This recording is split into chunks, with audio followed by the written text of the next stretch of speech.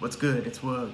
Now would be the perfect time for a Bruno Mars Cardi B collab EP. An unannounced, non-advertised, you just wake up one morning checking your phone or social media feed reading Bruno Mars and Cardi B released surprise EP. The Thirst. Could you imagine what Twitter would look like for the next 72 hours? Make it 7 or 8 songs and keep it pretty light on the features. You can have Young Thug featured on a Trappist joint that lets him shine with his innovative vocal styling. You can have her on a smoothed out R&B style cut, and Kevin Parker of Tame Impala on a third. Take your pick. So maybe 3 to 4 features on 7 or 8 songs. They just dropped the raunchy Please Me song, a Jodeci throwback. They also dropped the Finesse remix about a year ago. So musically, the chemistry, character, and the mood are already there. Bruno Mars is now 3 smash albums into his career, most recently taking home the Grammy's major awards, Album of the Year, Record of the Year, and Song of the Year. Since hitting the music world with his vocal feature and songwriting of B.O.B.'s #1 hit, Nothing on You, and writing the CeeLo hit, Fuck You,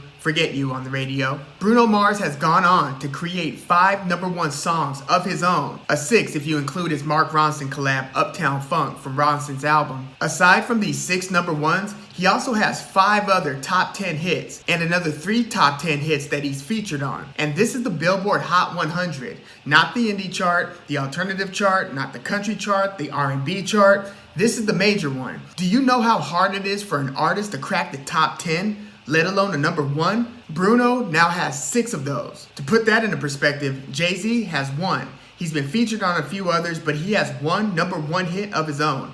Kanye West has 3. Taylor Swift has 5. And now, 10 years into his pro career, Bruno Mars is as hot as ever. After a couple seasons on Love and Hip Hop New York, the reality show, followed by her mega #1 breakthrough hit, Bodak Yellow, Cardi B has been a firestorm in the entertainment industry, capturing a massive audience almost overnight to where she's quickly becoming one of the most recognizable faces and names in the media and on social media.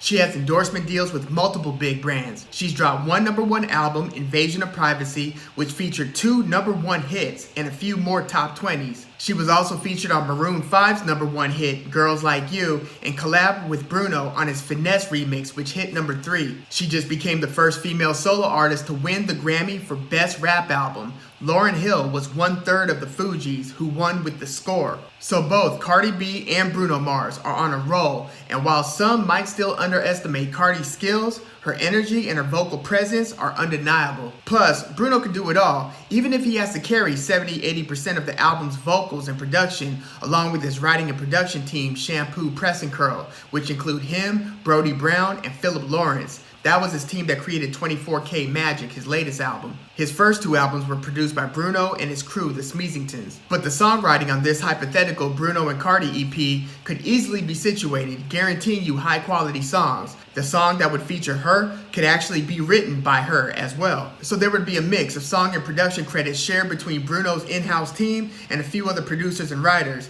You could also have 1 or 2 songs produced by Jay White, who produced both of Cardi's #1s, Bodak Yellow and I Like It. We've seen collabs like these work in the past, even cross-genre like Beyonce and Jay-Z or the Carters' Everything Is Love, which took home Best Urban Contemporary Album at the Grammys. There was also Jay-Z and R. Kelly's Best of Both Worlds back in the day. There was Jay-Z and Linkin Park's project. And recently there have been several multi-artist collab albums or EPs or mixtapes, but more so within the same genres like Metro Boomin, Offset, Amigos, and 21 Savage's Without Warning. Then another with rapper Dej Loaf and Jacquees, Future and Young Thug, Travis Scott and Quavo of Migos, Kids See Ghost, the Kanye and Kid Cudi collab. To me, a Bruno Mars and Cardi B collab would kill it. And in this era of releasing albums with 18 to 25 songs to juice up the streaming totals, a few Bruno-Cardi collabs would surely crack these top 10s and would do huge numbers. And keeping the project's song total to only 7 or 8 songs, you reduce the risk of having a bloated project that gets critically bashed for being tedious. What works in a 7-song format might get boring or exhausting in a 16-song format, especially when you have a delicate balance between Bruno's pop R&B mixing with Cardi's rap vocals and overall flavor. If someone could get into Cardi or Bruno's ears and pitch the idea,